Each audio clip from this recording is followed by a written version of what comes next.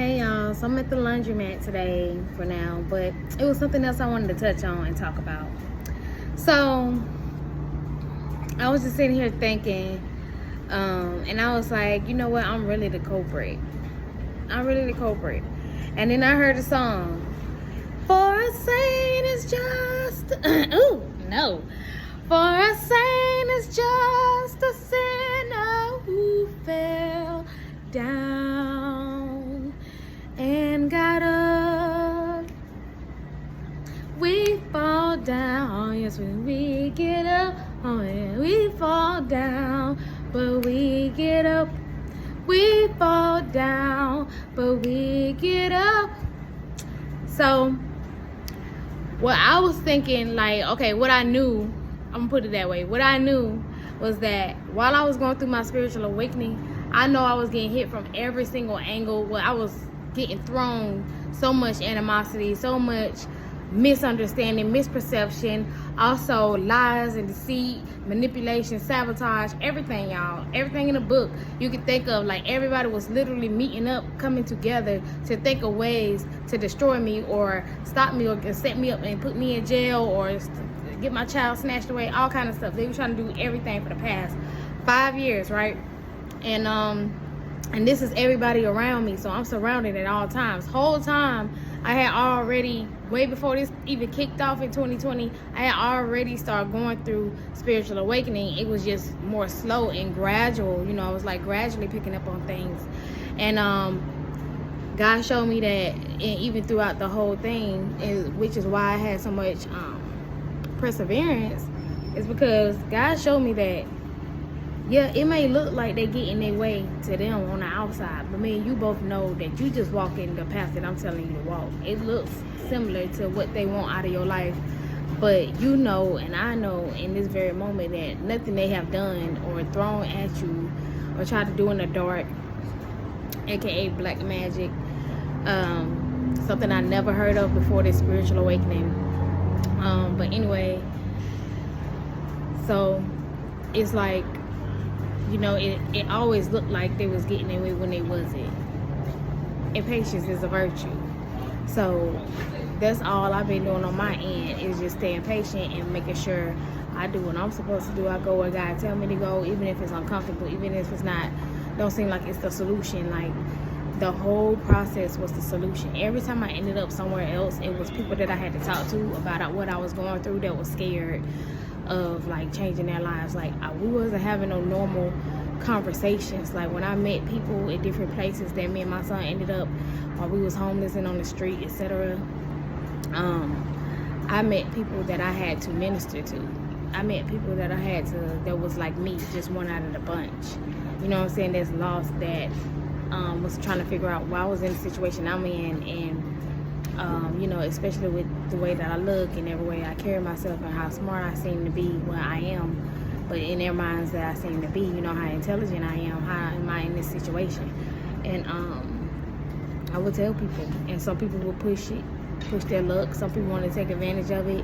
Some people wanted to shit on me because I'm pretty and they feel like, and I'm curvy, and they feel like I really could just go out here and get a man to do anything I want, even though I'm not like that, never been like that. Okay, so and then would get angry because they feel like I really could do that, you know, if I wanted to, and so would punish me, basically, or try to punish me. It never really worked out in their favor, because every time I had to leave somewhere, I would just stop resisting, you know, within myself, and I'd be like, okay, God, it must be time for me to go then. And I had already felt like a lot of the times when it was time for me and my son to leave and go somewhere else, even if I didn't know where we was going, like, I always stopped myself. My faith was growing. And I'm like, you know what? Every time we always end up in a better situation, a better place. And I may have this to go through, whatever, but we always end up in a better situation. So that's how I kept going. Like, we kept ending up in a better situation.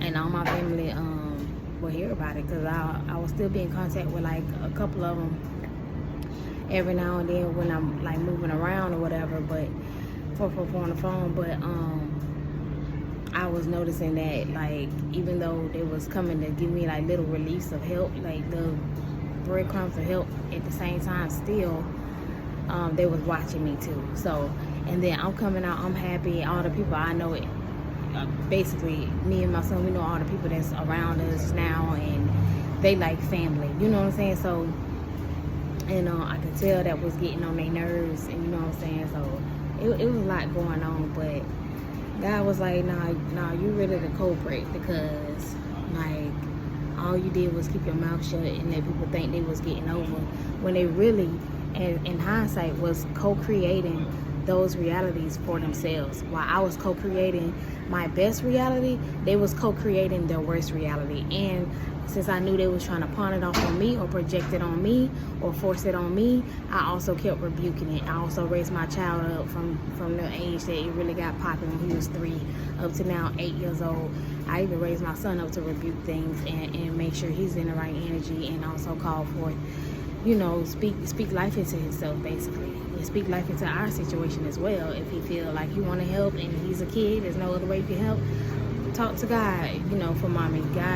God can hear mommy, but he can hear you a little bit better. You're more pure, you're more innocent. You know what I'm saying? So it's like, if you want us to get out of this situation, you got to pray sometimes, or you got to meditate, or whatever. So that's what we've been going through. So the whole time, I'm on my way to what I always wanted my whole entire life. I made an agreement with God, and actually, God gave me an epiphany that the reason why I even took off like that in 2020 is because I was already like 100% settled in to going through whatever I got to go through to get to the other side of what I'm looking at in my reality versus where I know it's supposed to be.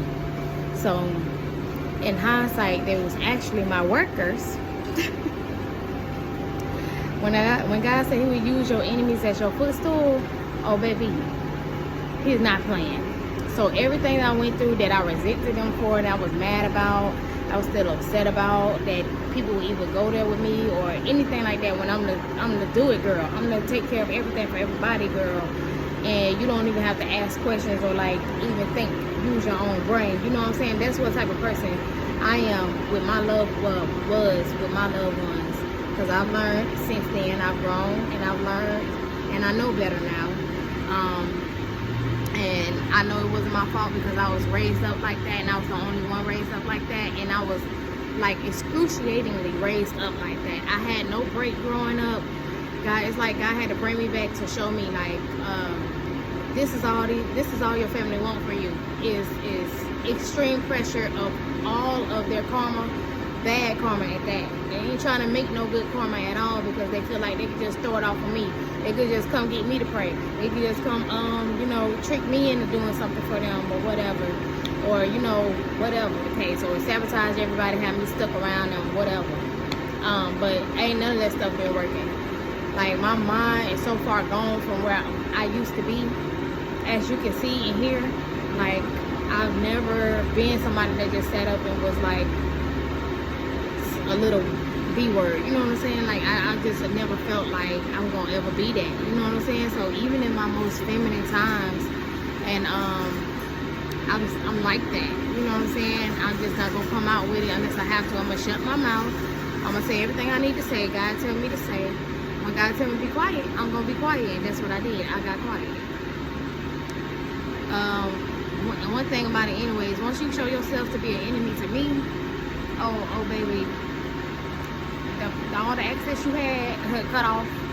My cutoff game is something serious, and it don't even be nothing to me because it just don't make no type of sense, click or in my mind or my brain at all, to even put up with that at all, like to deal with it, because I already know I'm gonna take it if I got to.